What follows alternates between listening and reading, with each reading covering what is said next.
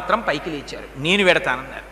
అంటే వెంటనే రామానుజాచార్యులు వారు అన్నారు, ఆన్ పిన్నన్ అన్నారు. అంటే ఓరి మగాడా అన్నారు.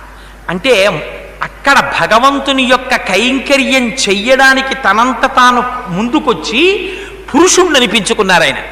ఆయన వెంకటాచలంలో చెరువు తవ్వి పెద్ద పుష్పవాటికని నిర్మించి దానికి కూడా తన గురువుగారి పేరైనటువంటి యామనోత్తరాన్ని పేరు పెట్టుకున్నారు.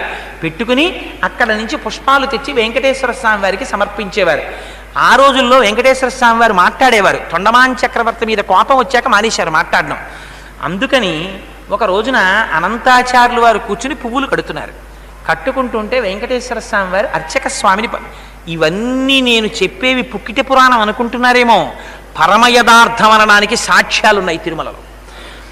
ఆయన పువ్వులు కడుతుంటే ఈయన నిష్ట ఎంతో చూద్దాం అనుకున్నారు వెంకటేశ్వర స్వామి. అర్చక